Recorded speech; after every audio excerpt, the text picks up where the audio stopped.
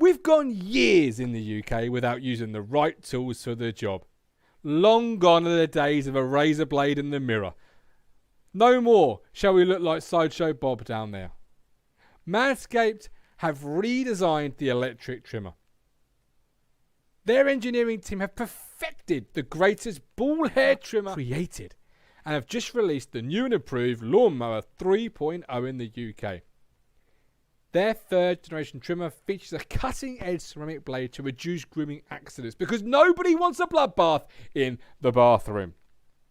Did I tell you it's got waterproof technology so you can dim those lights, get yourself in the shower and groom to your heart's content?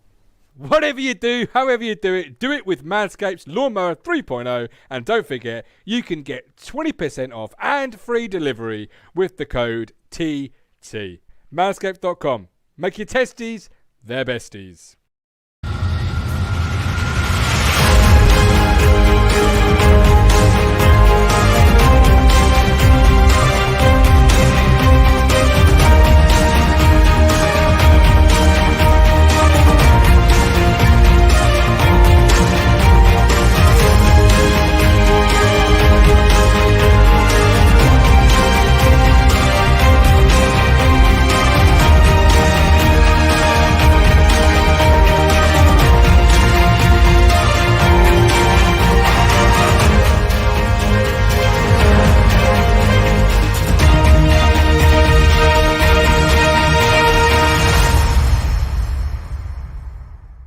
Hello again, my friends, and you are my friends, and it's Sunday, it's 1:30, it's the first Talking Town of the season. I am still absolutely amped up, buzzed up, pumped up from yesterday's game. The atmosphere was electric, meeting all the Talking Town family. Not all, some were sadly missing through illnesses, and still, hello, I hope you're well today, and others who couldn't make the game, sadly, Mike Brown being one of which, but it was a great game. We fought back from being behind twice. Not a position we want to find ourselves in all too often, and I think Cookie's the same. But what a great time to be back at Portman Road. I guess Hey Jude won the competition, which did disappoint me a little bit before kickoff. But hey, you can't have it all. Andrew Harrison, welcome. It was great to chat to Colin, Cruncher, and Kally yesterday. Kally and Kurt. Just want to give him a big round of applause. Coming all that way down for Morecambe. No disrespect to Morecambe, and his first game back after a while, but it's still. That's commitment to the badge and to the cause, and that should be absolutely applauded. We've got Ant Still. Welcome in, Ant Still. Jason Clayton. Dave's in the room. Lee Brown. Irv. How did you find yesterday, Irv? I saw a few comments yesterday. Let me know how you found yesterday. And, of course, as well put it out by one of the contributors, that's why we're a great team here. Of course, Vicky, no filter, Yorkshire V. So good interviewing Vicky in person. She's got such animated, passionate views. She fits into this family so well that it's called Talking Town. We are opinionated, passionate people. Colin, afternoon, everyone. Great to see everyone yesterday. Let's make it a home game theme. Absolutely, Colin. You know what? I completely agree. I really did enjoy it. It did, make it a big thing from my point of view. And this platform is built from one thing. It's built from a passion for Ipswich Town and through the pandemic when the stadium was shut and all that, jazz. I do feel, and someone said this on a show the other week, that we became the fifth stand, hence the graphic you'll see at the start of the show, fifth fan. And we are for the fans, by the fans, with love. But I'm going to say something here, because looking back at some of the footage yesterday, and I know me and Matt have been talking this morning, yeah, some of the camera work wasn't great from our first live show at Portman Road, but I thoroughly enjoyed it, and I know Matt did, being live and direct from Portman Road by the Sir Ralph statue with Sir Bobby behind us, with town fans around us, talking about the game, talking about the things that matter to us. And I just want to say a huge thank you, really, to every single person who sort of made yesterday a possibility. All the people that, support us, they'll be on your screens now. We can only do what we do through the good help not only of our business partners, away days, etc., but also you, the Talking Town family, and the guys and girls on the screen. So huge thank you to all of our current fifth stand ultras for supporting us monthly. We've got big plans now for the camera, for the internet, all sorts of jazz. So, huge thank you. And if you want to continue supporting us, you can do through Ko-Fi. But I've got camera shopping. It's like it's a maze. You can get a little bit lost in it. I know Matt is a musician. He knows all about tech shopping. It's something to behold. Right, let's hear from Cookie, and then we're going to bring in the media mogul. What did Cookie think of yesterday's 2-2 on that one? Oh, really disappointed not to win the game. If I be truthful, take your hat off to Morecambe. I thought they were absolutely magnificent from the first minute to the last minute. They couldn't have left another breath on the pitch, but we can't give teams legs up like we do. You know, the 2 goals, Morecambe's goals, from our point of view, are really poor goals, especially the second one. We've got back in the game, we've produced a moment of quality. It was a really good goal from our point of view, and then we give them a gift. And you can't give them gifts. I think the game panned out as we thought it probably would, in terms of we look a new team. If you look back on the 90 minutes, we've done so many good things, and we've done so many bad. We lack a bit of aggression in our defending and a little bit of aggression in our but when the ball turns over, and it's so much to work on. I'm so pleased we didn't get beat. I thought the crowd were magnificent, great credit to them. It was great coming out, the atmosphere was electric, and I think our fans will know we're a learning team. Learning team, Matthew Phillips, welcome into the today's stream. What have you learned from yesterday's 2-2 spirited draw? What did you learn from yesterday that you didn't know before kickoff? What did I learn? It's a great question. It's a great question. Well, he brought it up. Cookie brought it up. You know, we're a learning team. As fans, what do we learn? Yeah, we are a learning team. I said in the shows last week, didn't I? I thought we'd probably get off to a bit of a slow start, and it might be a bit of a slow burner because we've got 2 tough away games coming up. I think yesterday probably proved that. I think we've learned that there's probably not going to be any easy games in this division. I mean, people often think back to when we won 5-0, whatever it was, at Bolton against their academy team. There's no other rollovers, is there? You know, since then. So it's going to be tough. I was interested to hear Sam Parkin on Quest last night saying, I think Morecambe could pose a few headaches for teams. I don't think so. I think they had really good intentions with their press and everything. I was really impressed with that. But the fact that they took the lead twice allowed them to sit back a little bit more. I think if they go a goal down, I'm not sure they're going to have we thought they'd probably go down this season. I think they probably will. But fair play to them yesterday. Fair play to all their fans that come down. Hope they all got back safe. It must have been a long journey going back, and when you just only 300 fans came down for it. But were you impressed by the spirit in the team? I said yesterday on Twitter, this team already is better than any team we've seen over the last year, maybe 2 years, and they've not even gelled. What do you make of that statement? Yeah, absolutely. I think once this team is gelled, and I've been, you think about learnings and things. I think by the time we get probably to about October, we've probably got some other signings in as well. I think this team's going to be smoking. And I said last week I thought we'd be champions. I stand by that. I think this team's going to be. Look at the depth we had on off the bench yesterday. Yeah. I mean, you were saying with Alex in the show by the statue yesterday, we would have been bringing on Sears and Drennan at that point last season, wouldn't we? I loved that one. When he said Drennan, all the people around us watching went, I don't know, it's the trigger word. And I was starting to go. Yeah, I've been looking through some of the results. I watched a bit of Quest yesterday. I just think the depth this team's going to have goes back to when Chris from West Brom was on, and he was on again obviously at the tail end of last week. He said we're almost building a side to go to go into the Championship, and that's exactly what we're doing with the depth. And there's more to follow. But at least 2 signings this week: Jacobs and Coulson. And I wrote Friday morning in the Suffolk newspaper, there'll be bumps in the road. I wouldn't call yesterday a bump in the road, but I call it, as Harry kind of said it himself. Good afternoon, Lee, by the way. Welcome in, Leando, Matt Whitting. Welcome both in. Martin Bell. Morecambe fans were great with the Paul Mariner clapping, very emotional. Yeah, that was incredible. Really well done. Brilliant. But Harry says it was important not to get beat. And I'm careful with my words here because I know what it's going to sound like. But do you remember back in the late 90s when teams like Man United would always notoriously start slow? And if you got Man United in the first month of the season, you kind of were excited because you kind of thought they're a team still in transition, still gelling, and that's the best type of player. Morecambe yesterday, that was the best type of playoffs, I think. Yeah, absolutely. I mean, it's a great result for them, a draw. I was reading their newspaper this morning online, and they said it would have been a sensational start to the season. So it shows you what a big scalp it would have been. It would have been really hard done by to lose that game, I think. We had 67% possession. Okay, that don't really count for anything. But it just shows the domination that we had on the game.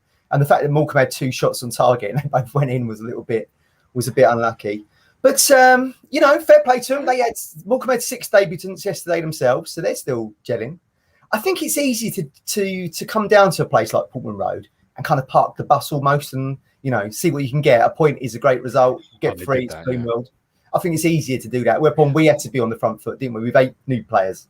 Yeah, but Cookie knew that. Cookie said that in the Q&A, to be fair, how teams will come, park the bus, be there, cup fun, and we've got to find a way of beating them. And we'll get into that. But first of all, we've got to complete our lineup for today. We are joined by a royalty. He made the trip yesterday, all of that way, and I'll forever take my hat off to him for that. But he won't take his own hat off. Here's, of course, King Kally. Man, I'm gully and techie. You want me, then check me. Just butt me, I'm ready. I need that money in heavy. I'm banging these raps like Pumpy with Shelly. Shell it, daddy, I'm dipping. I said that I'd leave, but I'm back in the kitchen. She pour it, back it, I'm sipping. Feeling away, but she tackling feelings. Man, I'm gully and techie. You want me, then check me. Butt me, I'm ready. I need that money in heavy. Banging these raps like Pumpy with Shelly. Shell it, daddy, I'm dipping. Said that I'd leave, but I'm back in the kitchen.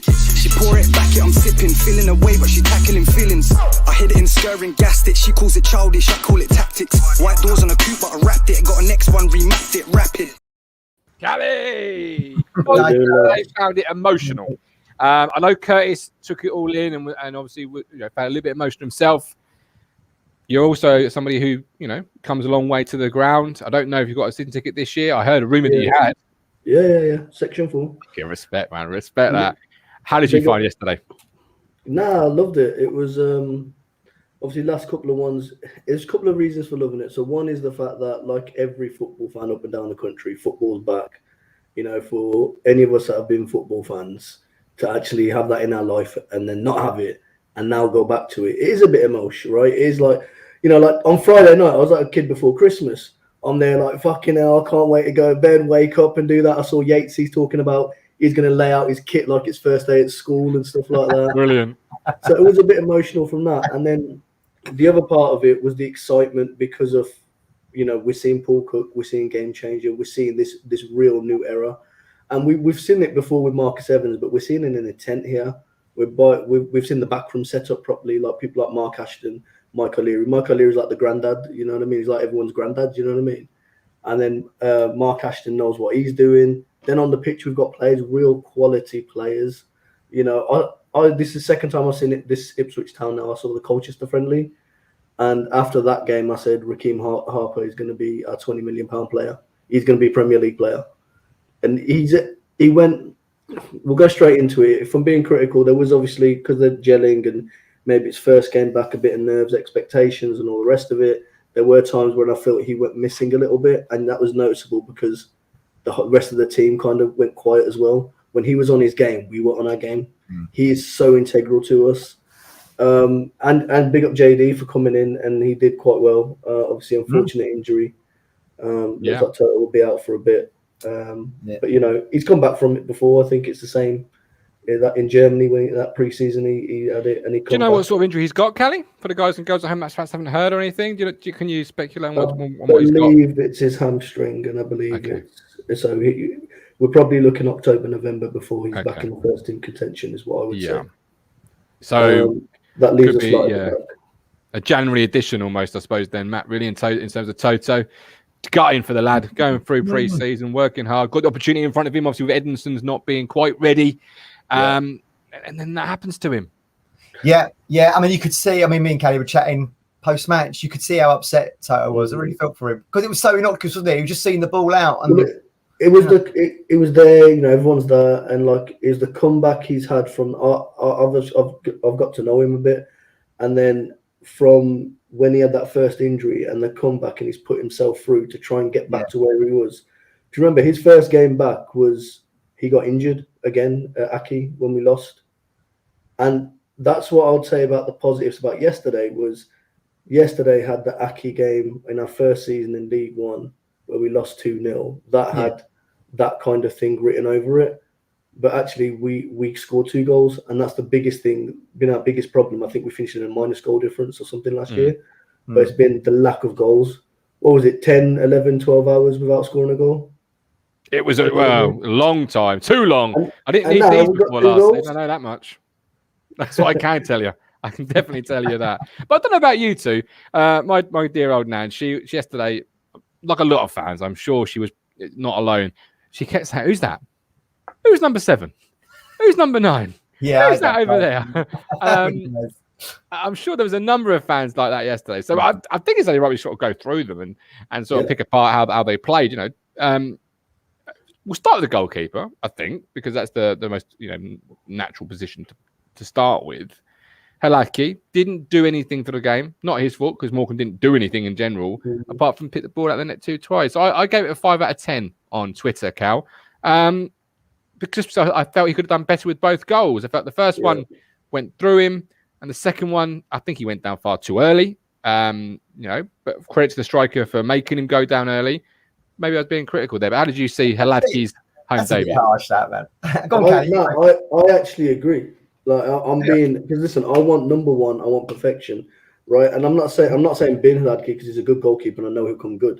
Right? Likewise, it's all part of the cohesion that the squad needs to get, right? And that will happen over the next 10 games, right?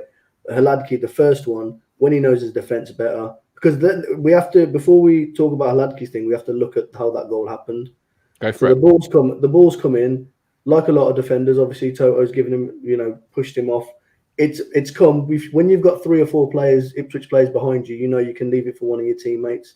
Teammates headed it out or across, and it's landed in the middle of the park, about 30, 35, 40 yards away from goal. Yeah. Right. No real threat at that point. And at that point, you've got Wolferton in front of him, Lee Evans, and then Penny on the cover, and then Toto and Kane Vincent-Young on the other side. He runs at Wolferton. Wolferton backs off. Fine. I thought it was quite good. Don't need to dive in or whatever. Evans, I'm going to be critical. I think he's a great player. I don't think he had the best, despite what Twitter's saying at the moment, I don't think he had a brilliant game yesterday. Great vision of passing and everything, but I think we'll see, when you see Evans start ticking, then you'll be like, shit, this is Evans, right? But if you watch the goal, he dives in very kind of almost loses his head, makes it easier for the attacker to then skip past him. Penny's not, I don't know what Penny was doing. He skips past him and then it goes past, and I think it's the near side of the goalkeeper. Now, a goalkeeper should never be beaten at his near post from that angle. I completely agree with that philosophy there. Completely agree. That's my criticism there. And that's where I think, okay, in another 10 games or whatever, Hladky saving that or whatever. But I think they just got to build their own confidence. They're all probably a bit nervous as well. There's a lot of expectation on them. It's 20-odd thousand. They haven't played in front of fans for how long?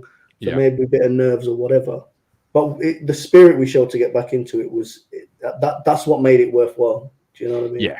I'm just watching the goal back here on via the YouTube account, and yeah, you're right. I mean, Evans. I mean, I've always been taught, Matt, as a defender growing up, stay on your feet. He dives in. Striker makes a decision for the striker then. Yeah. Because the striker then just shifts it onto his right. Penny's caught in, he's not really doing anything. Maybe he's worried about clipping him, penalty or whatever. And then he can just have a shot on goal. And it's like, fucking hell. He picked it up 40 yards from goal. He did. He did a great run from the lad, to be fair. And, it was a good way of opening his League One account. Before we move on to Penny, I'm going to ask you about Penny, Matt. Just give me your thoughts on Hladky. Yeah, I agree with Cruncher in the thing. I think you're being a bit harsh on him, to be honest. And don't forget, it was his long ball that Norwood headed on to McCall. But one wrong doesn't one right doesn't cancel out the wrong. Like I'm looking at it from this way. I'm face on. That's my angle to the goal. I'm face on to it. So from my position, I can see he's rushed out and it's gone under his arm. And I just think, like Kasper Schmeichel, who's a great goalkeeper, and you really can't compare the two at any point. But Kasper Schmeichel makes a career out of saves like that. Making yourself big. Like his dad made himself big. Yeah, he's going to be a starfish, didn't he? Yeah, and if you're going to progress as a goalkeeper, you need to start obviously building blocks like that. And I just felt a bit soft. But Penny, a keeper's only as good as his defence, though. I think he was caught by surprise because who thought Cole Stockton was going to skip through like bloody Maradona? Chris Marsden-esque, Southampton at home. Oh God, flashbacks. Matt Penny, a lot of love on Twitter for Matt Penny. I must have been seeing a different game because I think Matt Penny is a marginal increase on Miles Kenlock. What did you make of Matt Penny's home debut, Matthew Phillips? Okay. He could have scored, couldn't he? He had a shot, didn't he, that went into the side net. I think he's got more attacking intent than Kenlock, and he's certainly got more of an eye for getting the ball into the box than Kenlock has. So I think he's certainly an improvement in attacking options.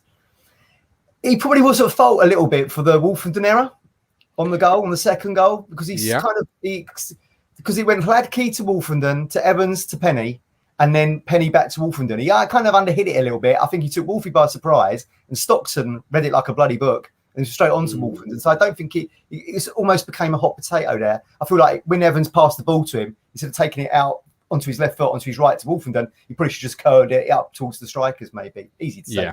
I think I'm watching that goal back again here, and I think you've absolutely nailed it there. I think Penny sold Wolverhampton a hospital pass, really. Yeah. He's got nowhere to go with that, except maybe just doing a Tony Mowbray, sticking it in Rose Ed. And then probably that's where Cookie's saying, in that interview we just played, we've got to be a bit more aggressive defensively, probably looking at the first goal, and probably Wolverhampton should have made more of a challenge on Stockton to win the ball. But there you go. But that said again, and I want Hladky to be the best goalkeeper since sliced bread. I just think he makes it a little bit too easy on the striker. Like, he doesn't hold him up at all, commits himself early. I just feel like, he'll look back at himself as a pro, Golden Glove winner, League 2 level, and think, maybe I need to stand up. Maybe. I don't know what you thought, Kally. I don't know what you thought. I didn't think they were going to score. I thought Janoi was going to block it. Or I thought maybe Hladky might get when the sniper took out Hladky, it was all over for me. Right, that sniper took out Hladky. Yeah, I like this. See, I'm not alone here. And listen, I do think he will be and I said it probably the Colchester game or whatever. No, I actually said it yesterday. I said, he'll be the difference between 10 to 15 points. We'll get another 10 to 15 points from this keeper. He's a good goalkeeper, 100%. But like I said, we're aiming for first, so we've got to critique him and we've got to look at perfection.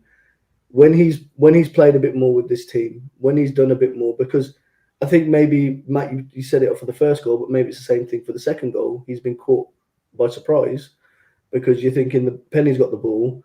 Penny does sell Wolfenden. If I'm going to be critical, I think Wolfenden could have shielded the ball and maybe gone back to keeper or put it out. Right? Put it out. There are other things. But then Wolfenden is a ball-playing defender and Cook likes that. He wants to keep possession, so he's trying to take him on or whatever. So it is what it is, right?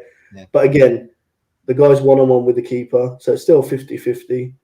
And once the keeper went down, it was all over. And JD coming in, it was like, okay, best intentions, but maybe a second or a difference, and then he's blocked it. But the keeper should have stood tall. That's what your goalkeepers are. Good goalkeepers stand one-on-one. How many times did Bart and your man Bart have one-on-ones? Hell, even Matteo Sereni did some nice little block. Kelvin Davis was the man. Let's get a few comments. We've got Victoria Henderson. Penny was better second half. JC, Penny grew into the game. Sort of tentative. Him and KY caused a lot of problems this season. I don't think Penny will play once Coulson arrives, Matt. Yeah, no, I'm just going to say with Penny, I know you asked Matt a question. No, that's all right.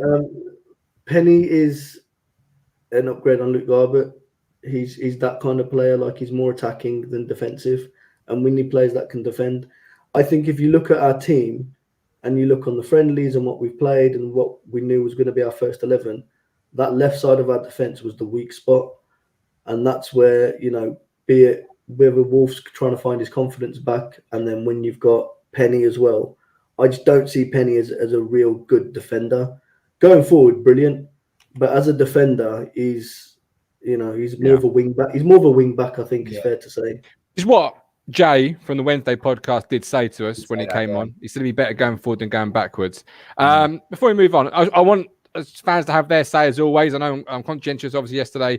Bit of a different format for the home game. So the link is in the chat if you do want to have your say about anything about yesterday. But word about Janoi Danassian. I know he's not a new player, but came in, played centre half. Talk to me about JD, Matt, because I know we've been critical at various points over the last 18 months. I thought yesterday he was a rock. I thought out of the three defenders who played, he was the best defender we had. I feel sorry for Janoi because, he came in, that weird transfer, wasn't it, with Accrington, went on for ages, and it turned out he was on loan. Then we had to pay him $750,000, and then he went, where was it? Somewhere, he went back there, didn't he, on loan? It's just weird. I don't think Lambert coming in helped him particularly because he never kind of rated him, and this went all the way back to when he was in bloody Aston Villa Reserve or something. So it's really odd. So I'm pleased that he's got an opportunity because I think he was brought in primarily as a centre half. I seem to remember him playing against Blackburn as a centre half. His debut was a centre half, wasn't it? Yeah, that's what I always hark back to. So he played at Villa. He played at Villa as a centre half as well, didn't he? When he was in Villa squad. So I think this is now his fresh start for Ipswich because, like you said, Cook had his preconceived ideas that he wasn't going to play him for whatever reason, but he's a solid player. He's rapid as well. People don't realise how. I'll go as far as to say he might be one of the quickest in the squad. He is rapid. Yeah, he is rapid. But he was solid. And the circumstances to come on as well, you know, and and he cramped up, which you can kind of, which could be a lack of minutes or the pitch. I mean, I don't know why they were watering the pitch yesterday. I mean, half time, there they are watering the pitch. The big sprinkler. It's fucking raining. Grey clouds literally illumining. You're thinking, what the fuck are you playing at? But anyhow, that Duncan Ferrer says JD was a rock. Lee Anderson, JD did well, but he looked light at set pieces. Harry, give Danastian credit, quality player who has done nothing wrong but be very good for us. With Edmondson being however many days away, weeks away, Toto being possibly October, November, December, this could be a great opportunity for a player like Danastian to step into the limelight. A man who actually called JD at centre-half is with us now, Ian Mike, the Fisherman Brown. I think he was more fishing than trying to be right. Hi, Mike. You're on mute, Mike. Well, your microphone's not working. We'll come back to you when you've sorted out your tech. Michael Finch, it's nice seeing us ping the ball across the park, but we didn't really make the most of it. A lot of wasted crosses. Felt sorry for Piggott yesterday. And Ryan, JD was solid yesterday, considering he is not a centre-back, but he could well be. That is the thing, though, isn't it? It's over his head. People don't know where he is. No, I feel sorry for JD. I think that's why Cook likes him, because he's a versatile player. Yeah. Because Cook likes those versatile players, so he can, he can now cover you, and he may feel that. Do I need to go in and get a right back? Probably not. I need a centre back. I was going to get a centre back anyway, regardless of Toto's injury, so I'll go and do that. It just means that maybe Ndaba maybe steps up a bit to cover those kind of cup games and stuff like that and then he probably won't get a loan until January. Maybe. Tuesday, Find out Tuesday. Tuesday. Newport. Yeah, I have changed my mind a little bit. I would like a centre half, two centre halves. I mean, Edmondson and then one other. I've said all along. Actually, I could probably do, Wolfenden or Toto. But give me two new ones. Pep Brown, is your microphone working now, Pep? Yes, buddy. Good man. You should be sticking the old pink headphones in. Welcome in. You called JD yesterday. What did you make of yesterday from afar? Enjoy for the first 10 minutes, I couldn't get the games. I was a little bit. I was already down yesterday because I couldn't get to the game. But let's. As a game, it was always going to be a tough one.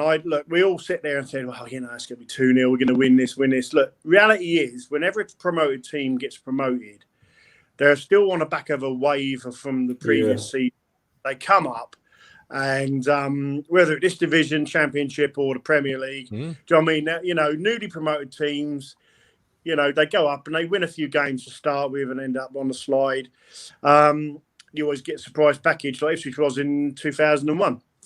But the reality was, so 2-2 for me was a good result out of the absolute chaos defending, as I call it. What was lost yesterday was basic simple defending.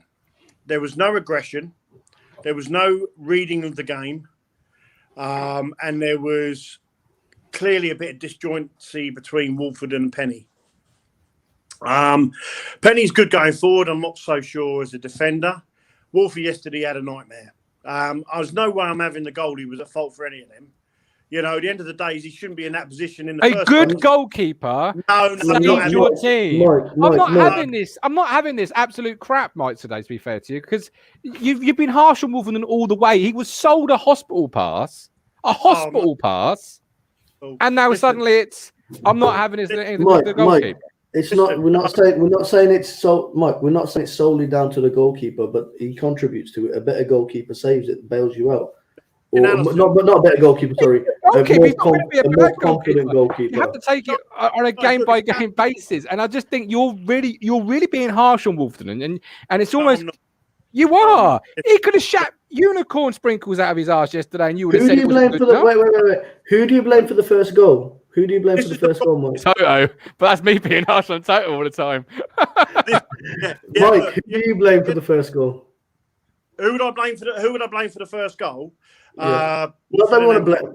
He'd say Toto. Wolfenden and Penny. He'd say Wolfenden. Not Evans. Evans. He'll say Wolfie. Listen. No, he just said Wolfenden and Penny, but I'm saying not Evans, who dived in. Penny front. Whoever closed down, I couldn't see who it was. Whoever closed down the striker, right. Wolfie should have just stayed off and just watched where that play was going to happen. Right, I saw that straight away. Wolverton jumped in and then got confused with whoever that was with him. Right, and the player went round him, and then Wolfie jogged it back to try and stop the shot. That's not good defending. If that was my Sunday League team, I'd be seriously annoyed. That was shocking defending. Right. You know, the end of the day is right. As a central defender, there was no aggression. What have you done? I never got a bit shirty with him. He'd lit a fire under him. He came on too nice. I didn't like it. It's like, Mike, come on, smiling. We've got to change this on a Sunday. Wolverton yesterday, right, had an absolute nightmare of a game. Now, okay, you could argue the second one, it wasn't a hospital pass. Hospital pass is when someone gets tackled and someone gets injured seriously. That wasn't a hospital pass. That was a poor pass. But he should have got rid of that in Rose. Yeah, he should have. Yeah, he should have. But I think Penny, he doesn't help him. No, Penny, I agree. Wolf, and then the keeper. The keeper needs to stand up. At that point, it's a 50-50 chance of getting a goal. Well, he is right about the keeper drops. That's it. It's in the back of the net. But he is right about Wolf, and he should have done a lot better there. A lot better. The boy Stockton was read. If you watch Stockton on YouTube, you just watch him. He reads it completely. So he's on him so quick. I don't think even Wolford might have had a chance to put it into the stand. He was on him so quick. I think that's where Cook was saying about agreement. Right? No, I have watched it a few times, but if you look, he could have put his body across him. So even if you put your body across him and then hoof it across the field or lay it back to your keeper. Yeah, like you say, shield it. Could have shielded it. But then you've got what Mike was saying about reading the game, and maybe Wolfie's that half a second behind because, as Mike says, he wasn't reading the game, and Mike was perfectly correct in what he said there. I just put a light of fire underneath him. He came on smiling. I don't blame Wolfie I don't blame him solely because that's a team game. But yes, the first one, in my opinion, it wasn't reading the game. It wasn't aggressive enough.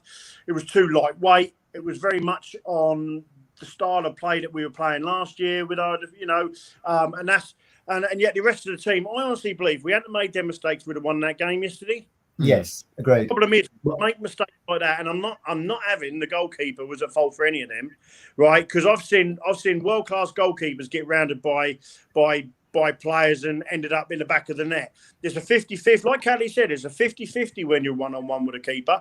If you fake a keeper with a shot, he killed that 50-50 straight away. That's my point. It's all about decision making. It's all about goalkeeper staying up till you have to commit. He committed too easy for me, right?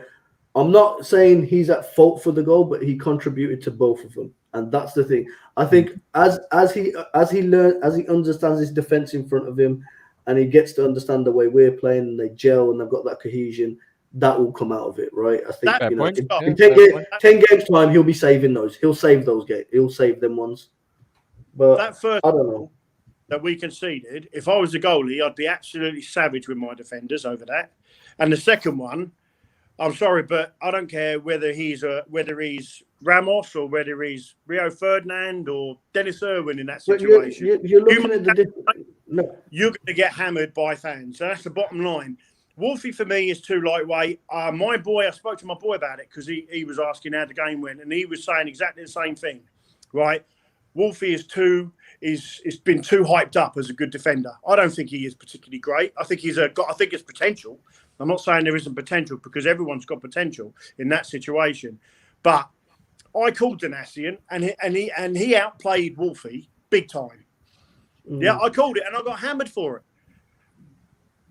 Pep Brown, mate. I'm telling you, you can't get me wrong. I do agree with Mike over. We said it last week or the week before. I do agree about Wolfenden because Ipswich fans do overhype their youngsters, mate. And I do agree with you. No bids have come in for him, have they? No. Look, at the end of the day, people are saying, Dazzel's gone to, for £1 million. That must be a good play. He's gone to the Championship. I couldn't give a shit. I couldn't give a shit whether Downs goes, Dazzell goes. They were part of the problem. They were the part of the reason why we are in League One still. Let's get rid of them players. And maybe Wolfie needs to go to another player out on loan. I don't want to see Wolfie leave because I think maybe there is a potential player in there, potential defender. But at the age of 22, you've had all that years of experience in the academy, playing with good players in the under-23s. There's no excuse for failing to do basic 101 defending. And the basic defender, I always say to my lads, look, it's not about being the best skillful player. It's about getting that ball out of defence, whether it be on the sideline or up the pitch. When we lose the ball in our own half, there's always the end result, a goal. And that's the sad thing about it. I'm not, look, at the end of the day, it might be a case of, look, Wolfie's learns his lesson and he might have a wonderful season. If he does, I can look back on this and say, well, actually, do you know what? Good on you. But I do think, like I say, some of our youth players, the youth system has not been great for a long time. It always seems. I mean, we lost Ben Knightley, didn't we? And then the player that scored yesterday, the Bonnet. There's another player we let go. Nick Pope. Do you know what I mean? Where does it end? I just think that maybe we need an overhaul in our youth system as well. Well, that's what was happening. That's what's happening. But like, if it's like with Wolf, I think I'm with you there, Mike. I think there is a player there, but I think Lambert shattered his confidence, and we don't know what effect that has on them, like mentally, and how they have to come back from it. So I think he's finding his feet back. But coming to the goal, I can't say that, or either the goals, you can't say it's down to one person. People didn't do their job. People did, and that's what I'm saying with the keeper. The keeper didn't do his part of the job on both of those things. I think, but we need to be part of that because we'll be talking about 2 goals. I want to talk about the 2 goals we scored. We're going to get there eventually. That goal was something else, wasn't it? Right, I've got other people waiting. So, Mike, I appreciate you coming on because I know it's 36 minutes into the show. Brother. Thank you ever so much. You made a couple of good points there, one of which is modern defenders. They don't stick it in Rose Z anymore. They are guilty of overplaying, which is what Wolfie tried to do. But do you do? I don't feel like we can hammer him too much. It was the first game of the season, for Christ's sake. And he's also playing on the wrong side. And we've seen Harry Maguire and bloody Stones or Ramos and all these elite defenders do it anyway. They've made those same sort of mistakes. It's a mistake at a football game. I think I know Mike was talking about, he's disappointed we conceded, and as we all are, but I'm one of those glass half full. For me, that was Aki away when we first got relegated. We'd have lost that game. We scored 2 goals. We got a point. We're undefeated. We're undefeated, mate. I'm 99 points and 98 goals to go. I'm with you. I yesterday, many times in my seat, I said, we're a fucking good team. We're a good team. We're going to be a really good team with Joe. I was really impressed. Just see Harry's first competitive game together. Did anyone see the crew mistake? I didn't. Yeah, no, I did. He passes it across against Cheltenham. Passes it right across the box. The keeper loses it. The keeper just taps it in. That was a bloody mistake to get rolled about. Did anyone see the Cole U highlights? I have. Well, it was a 0-0, wasn't any highlights. I do feel with Wolf, he's a right-sided player on the left side of the fence. That's not always easy in terms of foot preference. And maybe yesterday, a left footer just gets that clear. I don't know. Because he goes with his right foot, which again, you're letting the ball come across you, aren't you? Whereas a left footer would just come and meet it and get rid of it. And I think Edmondson is a left footer. I feel like if we're going to lose our shit over every time someone makes a mistake this season, it's going to be a bloody long season. Yeah, I just feel that. Yeah, but the problem is there, Matt. You've got 2 centre halves that are already on shaky ground with the fan base. Yeah. Wolfenden and Toto were already, I don't like him or don't like that, or I wouldn't have both. So the moment they do make a mistake, you're going to have this kind of conversation because fans don't really want them in the side. I'm going to say that they want these 2 new centre halves. That's all I've heard all summer. Maybe they change that with JD coming in. I don't know. Right, midfield, because this is where it's going to get really good. I'm going to bring Leandro in for this one because I know he's a big midfielder. What about Kane? Yeah. Kane Vincent. Big midfielder fan. Obviously, his mate Andre no longer here, but surely, Lee, you've got to sit there and say we've upgraded our midfield engine room. For Andre, who? Raheem Harper, I've always said player of the year, said that 3 weeks ago. And Lee Evans, what a midfield player Lee Evans is. Yeah, good. Yeah, we've got good. We've got a good brilliant, Lee. Okay, so let's get grounded on Harper. Harper's having a great season, but why is he at this club? Because we had Matt's mate on the other week who said he's a bit inconsistent. Can he do it for a whole season? That's right. Yeah. So for me, he is brilliant. He is great. He's doing really well, but can he do it throughout the whole season? That's the thing, because he's a young lad still, isn't he? So so let's just be a bit grounded. We need somebody else in to share the workload as well. Because if either of them two get injured at the moment, we're in the poo, aren't we?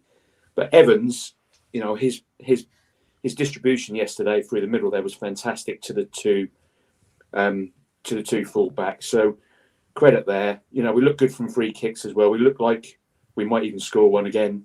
Yeah. But yeah, those two, we're not going to get much better than those two, are we? But I just feel with the formation that we're playing that there'll be times where we're going to get caught on the counter attack because we've got our two wingers, our two fullbacks are really high up the pitch, aren't they? And we've got two centre backs and then the two midfielders. So it's like a box. That's what I saw yesterday. So, but that's really positive. That's really positive. Yeah, you know what I've seen at Harper now. He's going to be a good player. There's just consistency for me. Yeah, absolutely. Well, I think Harper is a favourite of this podcast, Matt. But what about Lee Evans? Because you know, not many people have seen him through pre-season. Obviously, had an injury. What did you make of him yesterday? I saw a few Jim Magilton comparisons on social media last night. I don't know if that was the away day beers talking or not. But what do you make of Lee Evans? I saw that most people were giving him man of the match yesterday. I actually felt he was below par from what I've seen when he's been at Wigan and what Barry from Wigan was saying to us, that, you know, he was an absolute superhero for them. Again, he's finding his feet. I actually think he was probably in second gear yesterday. I think the reason he made such an impact on the game was because he wanted the ball. And when you were saying he leads like Matt Holland, Martin, the other week, he reminded me of that. Okay, he's got a different build to him. He's a taller guy. But yeah, he wanted to get that ball. And I suppose that's where the Magilton comparison was going. He wanted the ball. He wanted to bring it out. And like Barry said, he was his quarterback role. Yeah, but I don't think he was at the races particularly yesterday, which is pretty encouraging, the fact that he made such an impact on everybody. But I would expect him to be a couple of gears above that by the time we hit kind of winter. There was that one spell sort of towards the end of the game when the crowd were, you know, when Morecambe were up to their tactics, and he won the ball in front of the dugout, didn't he? There was one moment where he really went chasing the ball and got on it, and you thought, whoa, we haven't seen that all the game. But I think the way the game was, the way Morecambe sat off him, it gave him time. So that made him probably look a bit slower than he didn't have to get out of second gear to spray the ball because he wasn't under any real pressure at any time when he was picking the ball up. So, but he has got, you know, he had that devilment in him towards the end of the game. But it's the other side of the game. It's the other side of the game that I thought he was lacking. I saw a lot of him when he played for Wolves, right? And he was a good player there. Like Matt said, I've seen a bit of him at Wigan as well. And he was in first or second gear. I agree with Matt there. But the defensive side of it yesterday was lacking. I thought he was lacking. I thought there was too many times he got beaten, too many times that he gave away some sloppy passes close by or whatever. There was the first goal. I think he had a big part to play in that as well. But I just think that was lacking. That's first game. Remember, he's not really match fit. It's his first. You know, he hasn't really been playing a lot of a pre-season. So I'm excited anyway because we still got a point. You know, Lee Evans, like Leandro said about Lee Evans just there. He got going towards the end, and if we can get that, and that's the kind of gears, that's third and fourth gear, in that last couple of things, then we're laughing. Yeah, but Lee Evans yesterday, blew me away. You know, I thought I was on the Raheem Harper train, and I still am, still driving that train. But Lee Evans was just sublime, just sublime. He won the ball, he'd sprayed the ball. When he received the ball, it's night and day between the midfields we've had over the last couple of years. When he got the ball, he didn't then have to think what he wanted to do with it. He asked for the ball with a plan already in his mind. Yeah. It was chess, and he knew where the fullback was, where his own players were. Just beautiful. Do you know what it was like? It was the difference between seeing someone that plays pool and someone that plays snooker. Absolutely. We got snooker players now. Do you know what I mean? And that's the difference. So I loved it. I loved it. But and without saying names of captains, yesterday, obviously last week, Millwall, I linked him to Matt Holland. I say as close as you're going to get to a Matt Holland type. And I say that because he leads with his play. Like, you know, this is how we play, guys. The level is here. We don't fall behind it. But then when there's moments of breaks in the game, he's there geeing them up. And I just felt, not naming names of previous captains, when previous captains used to shout and scream and try and be the rah-rah leader, I would think to myself, if I was a player, I think, fuck off, mate. I'm better than you. What are you talking about? Go do your own job before you talk about my job. But with Evans, you can't say that to him because he's a quality player that is doing his job and dragging the team with you. And when he says, come on, let's go, you think, all right, yeah, let's go. I'll up it. Do you think that's the case, Matt? Yeah, absolutely. Yeah. I mean, like Lee was saying, like that challenge down by the dugout. They're the kind of things that took us by surprise because we weren't used to them with the previous squad. That sort of getting stuck in. I remember, we'll come to him in a minute, but I thought Fraser was a little bit quiet yesterday. He put in a monstrous tackle at one point. I was like, bloody hell, you didn't see that off a Gwyn Edwards or Alan Judge, the best winger in the world. Do you know what I mean? Cole Skuse, when he gets home at night, writes letters to Lee Evans. He wants to be Lee Evans. Yeah. I'm telling you now. I'm telling you. He goes to bed with a Lee Evans poster on his wall because Lee Evans is the prototype midfield player you want to be. Yeah. You haven't even seen Lee Evans at his best. Which is making me just go even more excited, Kally. You're not dampening the fire here. You're just stoking me up a little bit. I love it. It's about Fraser now. I'll keep Leon for Fraser and I'll bring Colin on in a second. Played left wing, being the best number 10 in League One in the last couple of years. First of all, his goal. What did you make of his goal, Lee? Watching it live, I thought during the game we didn't play that ball into that space at all in the first half. We were playing it too far around, knocking it wide, and he was picking up those. Chaplin and Fraser were picking those pockets up all the time, and it was only in the second half we actually played it into them. And we scored the goal, and it was well worked, wasn't it? Chaplin hadn't done anything in the first half, but his run and then the follow-on run in behind a turn, great finish, great goal. I mean, what a way to get your first goal. Not your first goal as an individual, but for the club's first goal of the season. That was really well worked, and but it was pace, wasn't there? It was. We tried to do that last year, but we didn't have the players to do it. So we passed that ball around. We've got it quick into feet. It's gone in behind the defence, played it back, reverse pass back, and he's just nestled it in the far corner. Absolutely, that's the difference with quality. Fantastic goal. That's the difference of a quality player. That is the difference of quality players. 100%. I'm going to mention names, but no disrespect. But like you got Chaplin there on the left. I agree with Ando. He went missing in the first half. I forgot he was playing, to be honest. Right. But that moment of quality, like the build up to the goal, but that touch and that turn, that was right in front of us. So we saw that. And that touch and turn, he spun it. No disrespect, but Gwyn Edwards picks up that ball. He runs, looks at his bootlaces, runs to the byline, puts across into Rosette or whatever. Right? This was the difference. Spin, touch it. Fraser's touch then, and the finish. Oof. Brilliant. But again, I thought Fraser went missing for a lot of the game. I wasn't impressed with him. I thought he would. Yeah, it's going to be hard for everybody. And will Fraser play out there when we get, we'll hopefully sign another I don't think the team we're seeing is always going to be the team. I think there's players to come in, maybe, but the options they're in.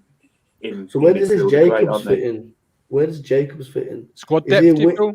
Is he winger or 10? He's a left winger. Yeah, with the spotty injury record, Matt Phillips. That sounds familiar, doesn't it? Yeah, he has. Yeah. I mean, Jacobs played under Cook at Pompey, so that's probably the reason why he wants to get him in. But yeah, his injury record ain't great. No. So you've got Stanley Aluko as well. Like you've got two wingers suddenly coming in. But we're saying Chaplin's now nailed on left winger. I hope not. No, Chaplin's he's a 10 as well, isn't he? We've got two 10s or three 10s. You can have as many 10s as you like. The options are frightening. It's absolutely frightening. It's total football he's playing. 2-4-4 total football. Yeah, well, what Cook's doing. It is. Matt, talk to me about Fraser, because when he scored the goal, he's in that area of a number 10, and that's where you want Scott Fraser, I believe. Like, if you were a fullback, playing him is easy out wide on the left because you want to show him the byline, because he ain't going to beat you in a month of Sundays for pace. He's about tight areas and Jack Grealish style control of play, isn't he? Sticky control. Do you want to see him inside? Yeah, probably. Yeah, because that's the reason they bought him, right? That's where he's made all the impact for MK Dons. I feel like Cook's probably shoehorned him into the side, whereupon the formation probably isn't really suiting him, but they want to play him, don't they? But yeah, he was in, like he says, Chaplin. Chaplin was quiet yesterday, as was Fraser, really. But he was in. They combined beautifully for that goal, and then in the cutback and slide it in. But I mean, I said on the show yesterday, Fraser kind of in his body language kind of reminded me of like a Kevin Kilban style player. But yeah, you want him. If we're going to make a real run at this title, which I think we probably will. You want round and round holes. Is he going to be our starting 10? Thank you, mate. Yeah, cheers, guys. Cheers, mate. Go on, Cal. Who's our starting number 10 then? Exactly. I don't think who is your start? Because Scott Fraser was the man last season in this league. Yeah, he was. You'd think. I mean, this is his first game he's played as a 10 at Ipswich. He's been on left wing in all pre-season, and he pops up with the goal in the right place at the right time. Instincts. So could he be that man? 10 games down the line, has he gelled with it? But we need to settle a team, and I don't think Cook has got his team settled yet. No, absolutely. Well, no, but you do need to. You are right. Like for Newport, I'd keep the same 11 because you've got to start treating every single game you possibly can with a little bit. He wouldn't, didn't he? He said yesterday, wouldn't he? He said the fans will expect changes and we'll be making them. Is what he said yesterday. You're not going to build a chemistry that way. Like, well, you got to keep 3 players as squad rules, isn't it? That have been named in that squad.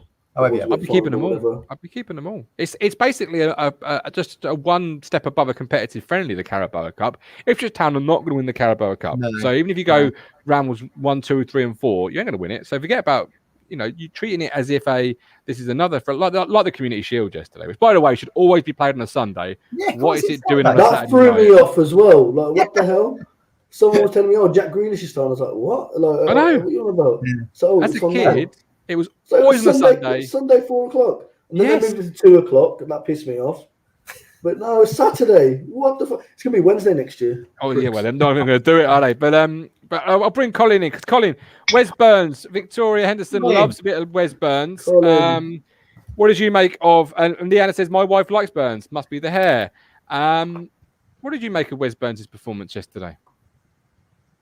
Okay. I thought if I was to mark him out of 10 yesterday, I would have probably given him. I'm gonna probably upset Vicky a little bit here, but I think potentially he's a great player at this level. But yesterday I'd have probably given him 6.5, maybe 7 at best. But like I say, going forward, I think he'll be a very good player for Town. Yeah. I think he needs to brush up on his last final ball, to be perfectly honest. But he's obviously got the pace and he can finish. We've seen that ourselves against Ipswich at Portman Road. So he can obviously finish. He can find the net. He's got pace, so he's got everything going for him. And I agree with Vicky. Going forward, potentially a very good player for us, especially in this league. No doubt about that. A bit croaky, Carl. Did you yeah, it's stretch the vocal cord yesterday, did you? That's back in the old home, back in the old North Stand. Yeah, I was giving it a little bit, yeah. But yeah, good. I'd love to see a video of Colin giving a little bit of Matt in the North Stand, wouldn't you? Where are you in the North Stand? Section 5, row. Oh, we only said the row. Row Q, seat 66. Oh, right. You know what? There's quite a few Talking Town people in section 5. Neil Moles is in section 5. I need to move to 5 because I'm in 4. We booked it like panic because thinking I need to get into Bobby Lower. And it's right in the corner though. I'm on the route 66. I'll tell you what, I've got to say this, Martin. I'll tell you what, Kally's on, and so great to see Kally, Curtis, his friend, and everybody else. Victoria, it was lovely to see Victoria. Yeah. And everybody. I mean that. I mean absolutely everybody. Include yourselves, Matt, Martin, and everybody else, Rich, and everybody.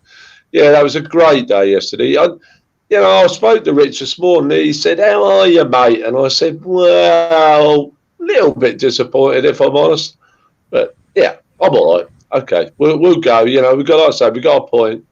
We could have quite easily finished with nothing, so I obviously appreciate that. But yeah, so we move on. What do you take? What do you, as a fan who's been there a long time, and it's obviously an emotional day. What do you take away from it as an Ipswich Town football fan? What I take away from yesterday is what's been more or less said already. Is potentially, we've got to say that really at the moment. Potentially, we've got a very, very good side. We all keep saying about when we gel, but it is true. Matt knows that. Sorry, title winners. I'm telling you. Yeah. Well, I'm not gonna. Excuse me. I'm not stray from that, Martin. I've underlined champions.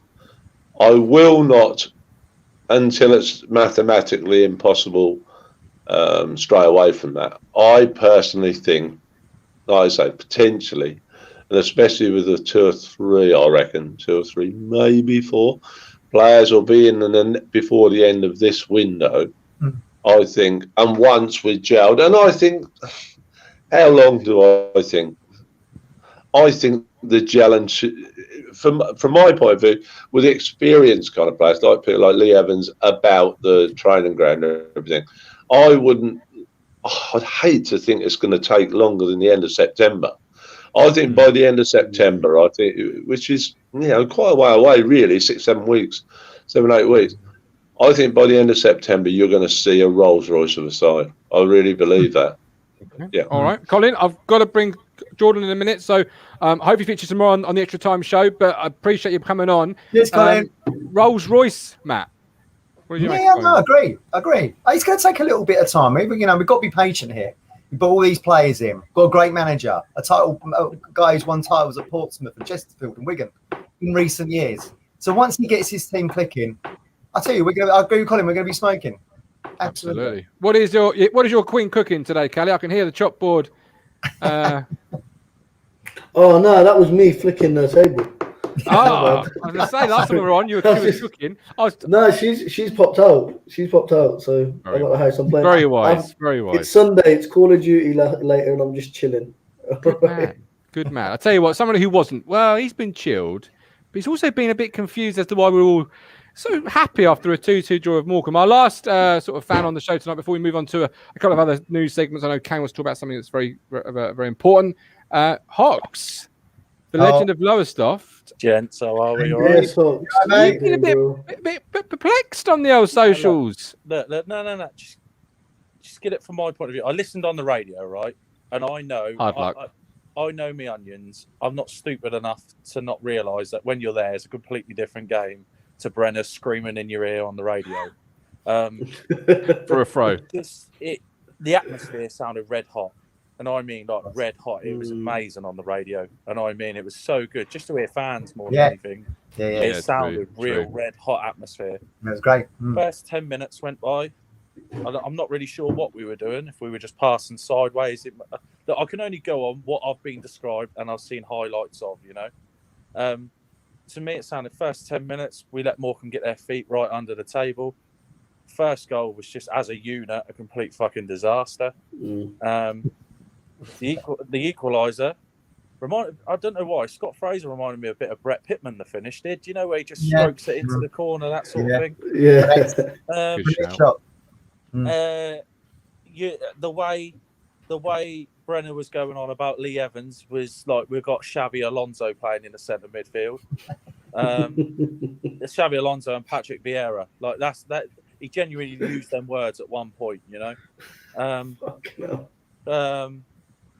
then I've obviously seen the second goal sort of thing. Well, their second goal, it's another disaster. You know what I mean? You cut them two out. By the sounds of it, and from what I've seen, we've peppered their goal, we've hampered their goal, that sort of thing.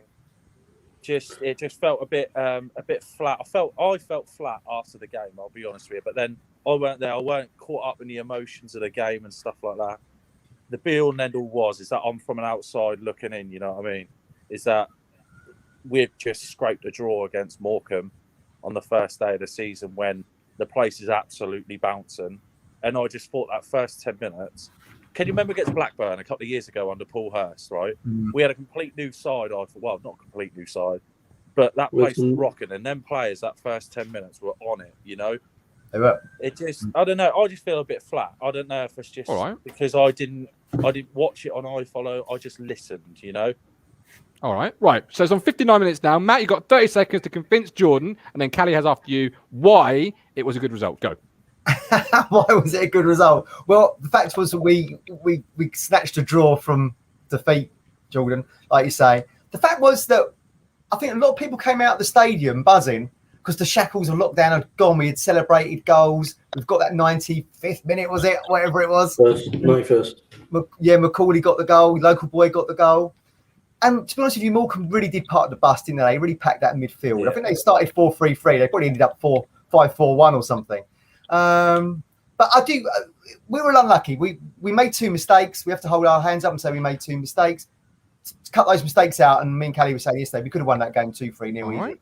Kally, your turn. 30 seconds. Vince Jordan, go. Last year we'd have lost that 2-0. Simple. We've scored goals. We've got Lee Evans ain't no fucking Iniesta, right? He might, right. He was okay, but it comes back to silly mistakes that we made I think you said it earlier, Hawks, as a unit. You saw that for the first goal. Evans on the defensive side should have done better. That will come. Mixing, like Matt said, with the celebration of being back with fans. Yeah. And we scored a goal. And also there's jubilation in the fact that we've scored a last minute equaliser. Like how many times and it was a local lad. Bond scored in front of the North Stand, 91st minute. It was just nice. It was like, okay, we've done it. And we're undefeated still. We're still undefeated. Absolutely. Yeah. There we go. Jordan, I hope that's helped you out. Are you going to the game Tuesday, Jordan? I can't be there, mate. I'm not there till AFC Wimbledon, unfortunately. Oh, I'll be in Cheltenham away, if that's any. I'll see you at Cheltenham. I'll see you at Cheltenham. There you go. I'll be there. Right, enjoy the rest of your Sunday, Jordan. As always, it's a real pleasure, man. Thank you so much. Kally, someone's running a marathon for a very good cause. Talk to the viewers about that right now, please, sir. Yes, so Chris Wade, or I think his name's Ludacris on Twitter. Yep. So he's been doing these marathons since about 2012, raising various money for the Lullaby Trust, which are a charity for helping people with clot deaths and stuff like that. Chris unfortunately lost his son when he was 15 months old. That was about 9 years ago. Since then, they've been raising lots of money. They did a trip to all the EFL, all 92 odd stadiums, raised $2.5 grand for the charity from there. They did the same thing with the Scottish thing. He's done lots of various kind of half marathons and runs and stuff like that. He is now running the London Marathon in October. Was meant to do it last year, obviously with COVID and everything that got curtailed and whatever. He's running it this October, so he's in training. Doing that, a bit nervous, but I think the goal was about $5 grand he's trying to raise with just under $4 grand. Wow. Fantastic charity, and obviously it's something that's very close to him. And if you've seen me at the Ipswich games, you've seen me at any of the home games, some of the away games, but any of the home games, Chris is the one next to me anyway, so he's a good lad as well. Bit of an East London geezer, but yeah, good lad. So get on well with you then, Matt, wouldn't he? Get on well with you. Link is in the chat to the UK Virgin Money giving page. A really great cause. And if you follow him on Twitter, you will see his training in action. He's posting updates, etc. We're right behind him on this platform. I feel tired watching it sometimes. I'm there having a kebab, and he's like, "Oh fucking hell, bloody hell!" He's just like, "Yeah, just on a 5 mile run." I'm like, "Bloody hell!" You're having a kebab. Love it. My wife's running that paper as well. Who? Oh well. My wife. What do you mean, is he? My wife is running it. No, I said no. That's why I said who is, because I thought you said my mate, your wife. Yeah. Wow. Yeah. And who is Lizzie running it for? She's running it for a charity. Her cousin died of cancer when she was in her mid-20s, heart cancer, a really rare one. So her and her cousins are running for that. Yeah. Wow. But hats off to anybody that runs the London Marathon. It's absolutely. Will you tweet it so Kally, so I can donate? Yeah, the link's in the chat, Matt. Yeah. But obviously, Kally will post some links on his Twitter as well. Fisherman Matt's 2 Knightsbridge rather than the East End. Very quickly, Fearsome 4 yesterday came and went. We've now got a new week, new games. Games this week are Burton Ipswich, of course. Cole U versus Northampton. Norwich make their debut in the Fearsome 4. Norwich versus Liverpool, and Accrington Stanley versus Cambridge. The wild card this week, there will be a graphic on tomorrow's show, is the SIL, Trimley Red Devils versus Copplestonians. For those interested in know, Copplestonians and TRD, Trimley Red Devils, had their first game yesterday. Copplestonians won, and Trimley Red Devils did not. And from week 1, you'll be interested to hear, guys, only one person correctly predicted the score of the Colchester United game, and nobody predicted the correct score of the Ipswich Town game. So if you didn't get involved in week 1, get involved in week 2, because there could just be 3 points separating the leader from about 70 people. They literally could be so close still, and that's the aim of the game. So that's the Fearsome 4. Matt, have you got a goat from this week? Yeah, I have. Go for We've got a joint one, haven't we? The fact We that have actually, this yes. 2:45 to 5:15 TV blackout is going to continue.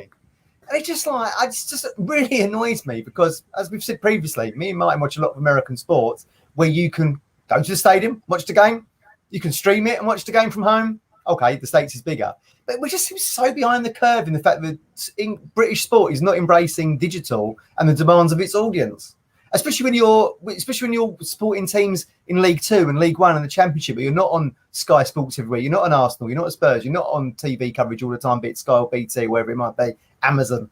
So you have to keep shelling out these tenors.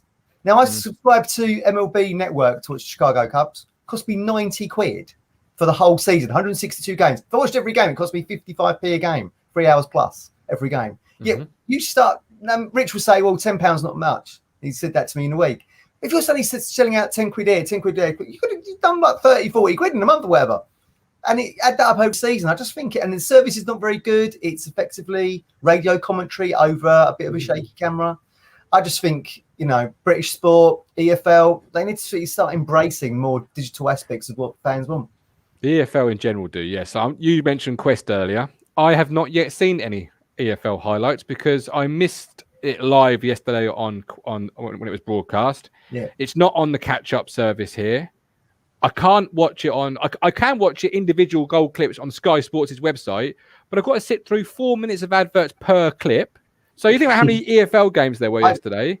I missed that Quest. I forgot to the series link, so you can't watch it back on TV. I don't think so. You have to go on the Quest website and watch the show back there on your phone. I had to ring my missus on the A14 on the way back to say, shit, can you put this on record? Because I don't think it's on record. Because I had the same shit last time. Yeah, it's 2020 out of a pandemic. I want to be watching the EFL highlights this morning with me porridge, and I can't. And it's like, I'm not going to sit through 4 minutes per clip. That's ridiculous. 10 quid for one EFL pass where 20 people can watch it around a room, or 20, 30 quid a ticket is greed. And I'm not saying it's greed from the clubs because I don't think this is a decision made by the clubs, obviously. It's down to EFL, broadcasting rights. Go back to, when was it, 90s, when Murdoch first took over or whatever. And I think there's a difference with the American sports is that, correct if I'm wrong, I've only done the basketball out there, but the ticket prices are a lot more expensive. So yeah. Depends where you sit, though. If you're in the bleachers at Wrigley Field at the Cubs, for example, that's kind of the cheap seat. Depends where you go. But of course, the States is a huge country. So if you're a Cubs fan living in California, you're 3 hours behind or whatever, you probably get paid a bit more. But it just seems like it's so hands-off at the moment. I've said to Martin previously, I think the game change will be if BT or Sky were to lose Premier League rights to an Amazon or a streaming service, then I think, Premier League, then I think you might see a bit of a game, to use a good word, game changer in it. You know what I mean? Yeah. I just felt that I don't mind watching individual clips on Sky Sports website. That's fine. But each clip had a 2-minute advert. And I just thought, well, hang on, there's 10 games at least, minimum. I haven't got that long to sit here and waste my time watching Tranmere beat Walsall 1-0. It's like, it's not that important to me. Like, do you want to? And I just think as an EFL, you need to get more eyes on your product or make it more accessible. Is what I would say. Even Carabao Cup's not being streamed, is it? Nope. Carabao being streamed here internationally. I just think that's crazy. Because I thought it should be because it's outside the window, the blackout window. Yeah. The Carabao Cup have not signed up to the EFL. As did I. But I planned a show, Kally, and then found out it wouldn't be streamed. So I've now got to do the show. I was live from the stadium, but I planned the Tuesday night team, Steve and Neil. They're already primed for their debut of the season. And no, lads. You know people aren't going to attend the game, Kally, because they've shut down Martin's stand. The Copbold ain't going to be open, is it, Martin? So you've got to find. Don't start me on that. That's a goat all in itself. Kally, we already know they're not going to be there. People aren't going to be there, but they would probably stream it for £5. Yeah, Kally, what's been bothering you this week, my man? You got a number of things you could choose from. The list you sent through was like. Oh yeah, but most of that was driven from Love Island, but whatever. But no, I know people talked about it earlier about the atmosphere and stuff, but that's my goat. I think the atmosphere at Portman Road for too long, and yesterday I wanted more and I didn't get it, and that's my problem. Is like we've been away for 17 whatever months. However many days, 20,000 days by the sounds of it, or whatever, right? 580 it was. Is it? My maths was always shit. But we've been back, and okay, there was chance, it was great at the beginning, and we're getting behind the team and everything, but being that 12th man is picking a team up when things are down. And when we conceded the first goal, there were a few chances, like, come on, Town, let's get behind them.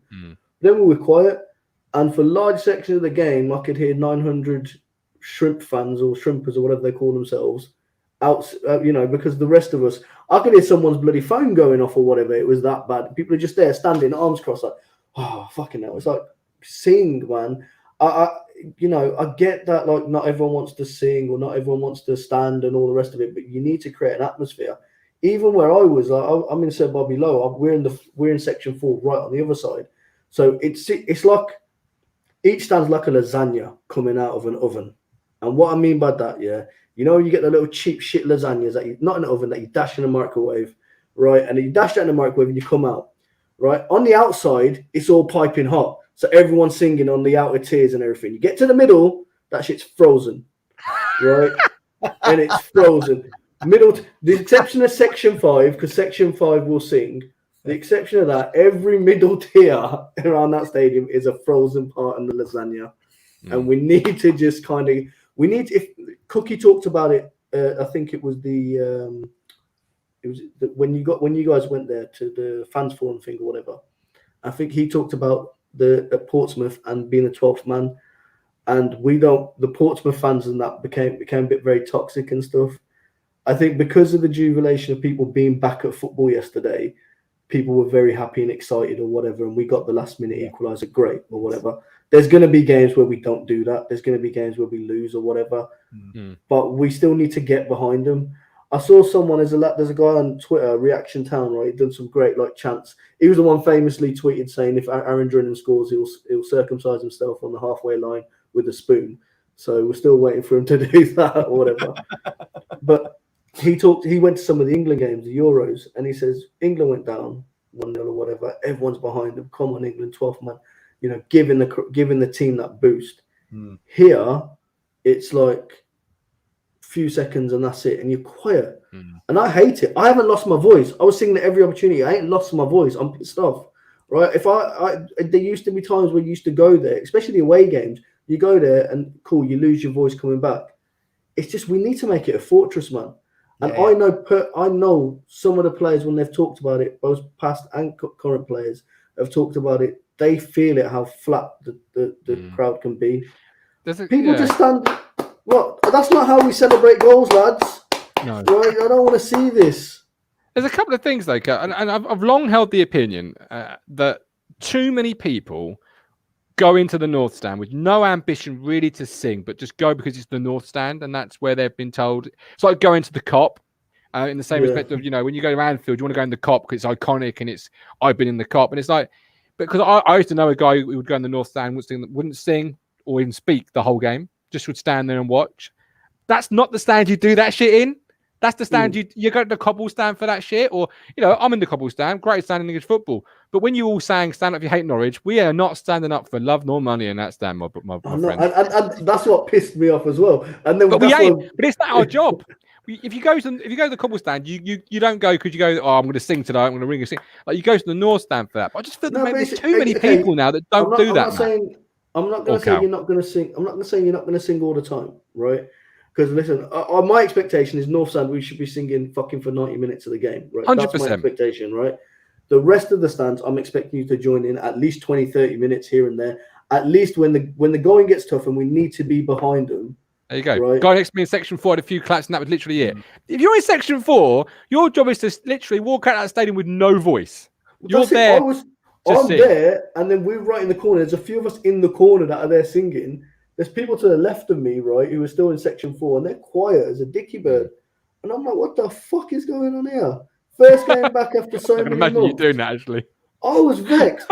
I'm quite animated watching the game anyway, so the referee got every single word. I was that close to running on the pitch, right? And he was just, I would be very animated when I watch the game. I'm very emotionally invested in it. But I want the singing. And fuck me, how many times can we sing the Norwich chant, man? Like, can we get some more chants? Well, that or Ali Ali, champions 1962. Hello. I can repeat that. Do you think, Matt, maybe you need to have the guys and girls that want to sing? be it Section 6 or whatever they're called these days, need to break away and go to another stand. Yeah. Maybe that lower bit of the Britannia stand, because you're right on the pitch. And I hate to say this, but make it a bit like the Snake Pit in Norwich, where you're close to the pitch, you're volatile. If the ball goes in, the away players don't want to come near that stand because you're going to get a load of abuse. And I just thought the North stand might be a little bit too far away from the pitch. Yeah, and it doesn't help that the away fans are the other side of them as well. I mean, look, when you go to Europe and you see all the scenes in Europe and that, it's because they have coordinated groups. The ultras coordinate all this kind of stuff. Where probably, Sleepy Suffolk's a little bit more like, we turn up and we'll see what will happen. I mean, look, Dynamo Dresden got promoted from the third tier of the Bundesliga into the second tier. Practically set fire to the stand on the first game back.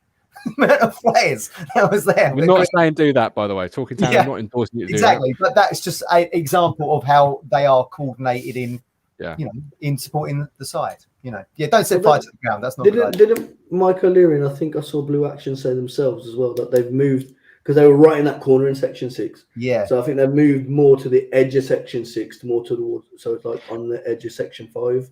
But you still need people who want to sing, don't you?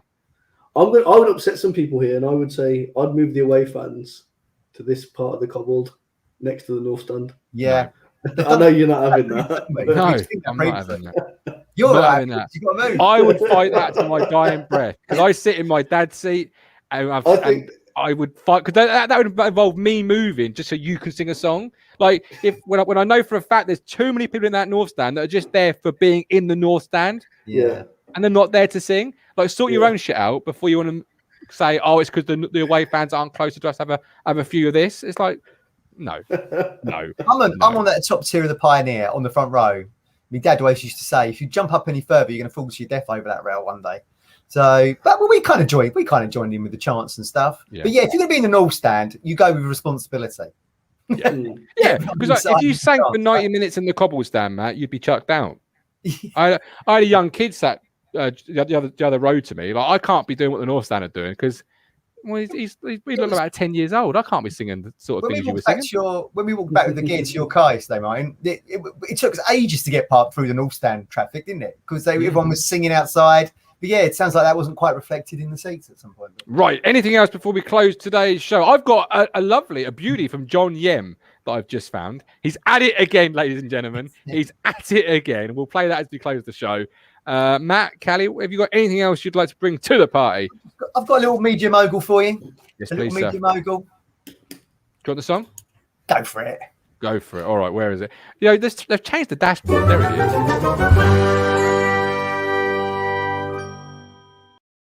I like that little song. This week, Cellini, the Italian skipper, Giorgio Cellini signed a new deal at Juventus. So he's got another 2-year deal on the back of the Euros. So he's going to be playing through to 2023 and he's 38. But just harking back to the Euros, an Italian football fan was so caught up in the moment of Italy beating us and winning the Euros that he decided to have a special moment from that game tattooed on his bicep. So, Martin, have you got that for the people that watch? Yeah. There it is. So, for everybody who's listening, it's Cellini pulling Saka back on that foul on the halfway line. Everyone thought maybe he should have got a red card and not a yellow. So, this guy, is Italian football ultra, has had that immortalised on his bicep. Cellini pulling back Saka. But, I think Cellini and Bonucci are kind of like at Juventus. Robson used to call Beattie and Hunter eggs and bacon, didn't he? They kind of go together, those two. And Juventus put out a statement this week saying Cellini's DNA runs completely through Juventus. So I'm hoping that, with Ipswich on the front foot now, hopefully we're going to win that title. Hopefully, and we've got new players coming in. Hopefully we can find someone that, embodies that kind of DNA for us as well. That's what I'm hoping for over this next 12 months. I like the fact the European Cup is there. It's like he's reaching for it, but Cellini says, "No, you're not having that European trophy." Yeah. Kally, King's Court, the debut of King's Court, because Kally's in the room. He's King Kally Bisla. What have you bringing to the party today, Cal? Well, I got thinking, and there was a couple of things. Obviously, no, it hurts my head. But I got thinking, and there's, we had Louis Barry, young Villa player, join. And obviously there's been quite a buzz about the Villa Academy, especially in the South Asian community. because there's a lot of South Asians like Ajahn Reke, who's just signed a professional contract with Villa as well. He was part of that youth team, the team that played the Liverpool. So he played with Louis Barry as well that game. And there's been quite a buzz about it. So one of the things is we talked about lack of representation in football for South Asians. Last year launched, and it kind of was quiet because of COVID. So this year they kind of made it a bit more. But they've launched, like they do Black History Month, there is a South Asian Heritage Month, and it runs from the 18th of July to the 17th of August, so up until our game at Cheltenham. And it's all about celebrating South Asians, British South Asians, what we've done. I come from a Punjabi Sikh background. A lot of them, my granddad fought in the World War II, obviously, with the British troops and everything like that. There's been a lot of kind of things like that. But this is a football show, so we focus on the football side of things. We saw a bit of history last year. The FA Vaz Trophy, we saw 2 British South Asians play at Wembley at the final together in the Purewal Twins or whatever. I think it was Hebert Town and Concert FC. That was it, yeah. We've also done our bit with Ipswich Town. We've seen kind of steps where referees. So we had Janelle Singh, who was the famous, wore a top knot, like a Sikh top knot, used to do the referees. Done a couple of games for us. We won every game he refereed, by the way, so it's a good little omen. His sons are now refereeing as well. Really? So Bhupinder and Sonny Gill and Bups Gill, I think it was, Bups Gill was actually last time at Portman Road when we played Sunderland on our first trip back into League One. When we drew 1-1 in August that summer. And he was running the line there. And I think just before lockdown, Janelle Singh was at Portman Road being the 4th official. But there was a lot more. So we think about it specifically from, getting into football as well like that. There's a lot of other avenues as well where we've seen kind of British representation. And of course, when we talk about British South Asian representation, get my words out. We've got, we all saw history made in the FA Cup final. Hamza Chowdhury, first person from British South Asian heritage. So he's half Bangladeshi. So from South Asian heritage, he's first time ever. So we talk about inspiring generations. We've talked, especially like we do that quite well with the women's side of things as well. And this is so inspiring because I've not got kids, but when I do have kids, they can look up to these kind of things. I've got family members that have got young kids getting into football, and they're looking up to, people like, my cousin bought him a Bayern Munich top with Sarpreet Singh on the back, young Bayern Munich prospect who's got Singh on the back. It's brilliant. You love it. Yeah. We're not just in the cricket now. We're in the football too. So, have a look at it. It's just more of an informational piece, really. Love it. Love it. There's a link in the chat. It's on the screen right now. For those listening back on audio platforms, it will be in the description of whatever platform you're listening to. Love that, Cal. Thanks for bringing that to us. Harry has asked about an iFollow pass for Tuesday. No, you can't get them Tuesday. Jerry says get it on IPTV. Not saying you can or can't, but I don't know if you're able to. I don't know if you've been broadcast for international viewing. Is it, Matthew?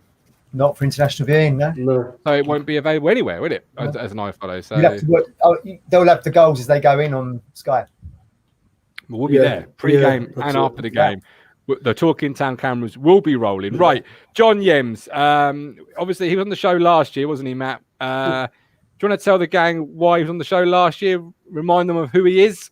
He didn't like... John Yems is the Crawley manager, and he didn't like some of the questioning coming from the local BBC reporter.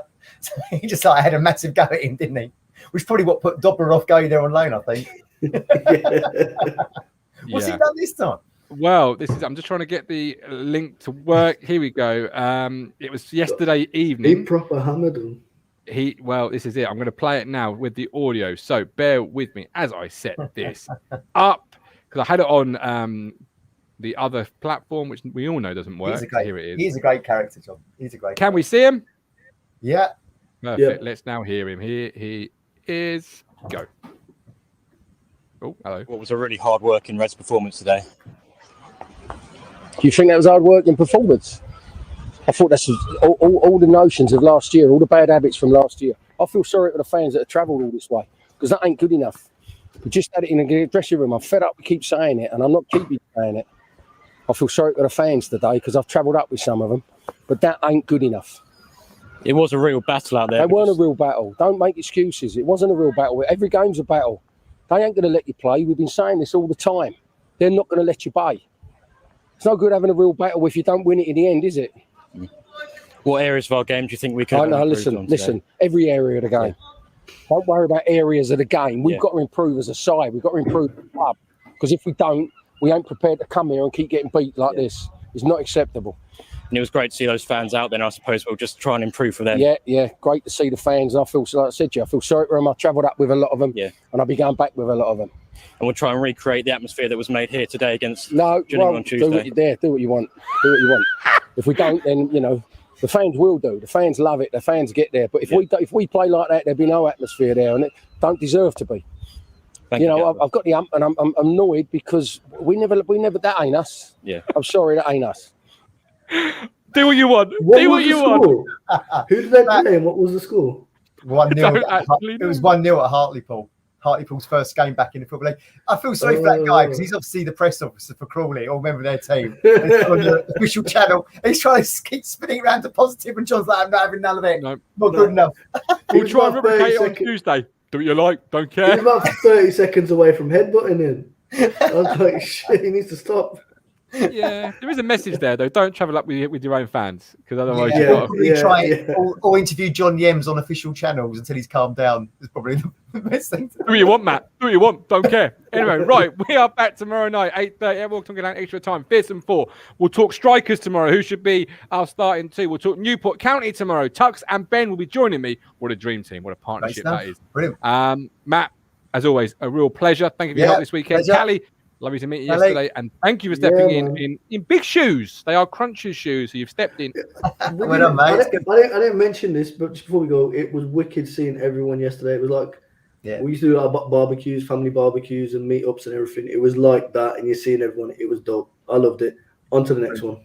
Not to be the last. Absolutely. See you all Tuesday, but tomorrow night, 8:30. We're on a journey.